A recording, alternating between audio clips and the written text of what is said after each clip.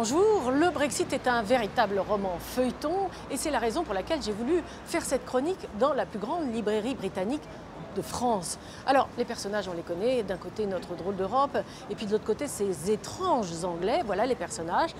Pour l'histoire, je vais vous la raconter.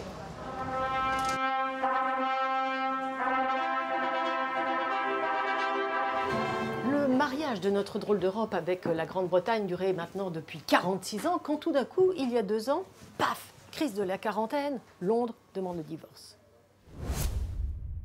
À ses yeux, la mariée avait pris trop de poids, elle voulait tout diriger à la maison et en plus son thé n'était jamais à la bonne température. Bref, le mariage avec l'Europe était devenu invivable, les Britanniques avaient besoin d'air frais.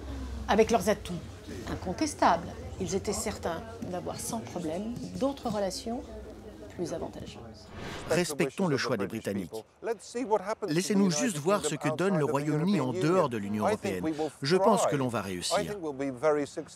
Je pense que l'on pourra faire la preuve d'un nouveau concept. Je pense que les pays européens peuvent se protéger entre eux grâce à l'OTAN, qu'ils peuvent commercer entre eux tout en gardant et en respectant leur propre souveraineté et en conservant la suprématie de leur Cour suprême, de leur propre juridiction. C'est un concept fascinant.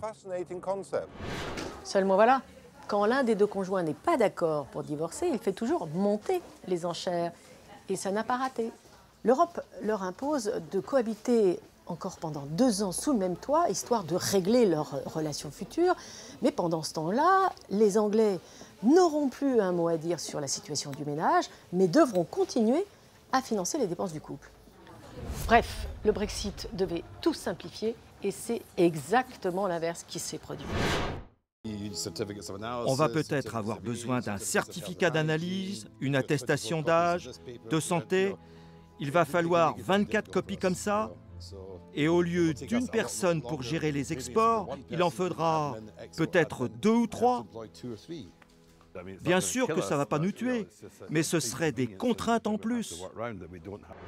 Alors la fin du tome 1 de ce divorce n'est toujours pas écrite. Et à moins qu'apparaisse une femme providentielle autre que Madame May ou un homme du style de Winston Churchill pendant la Deuxième Guerre mondiale, eh bien, il y a fort à parier que beaucoup d'autres tomes vont encore être écrits sur cette saga absolument incroyable que vivent le Royaume-Uni et notre drôle d'Europe.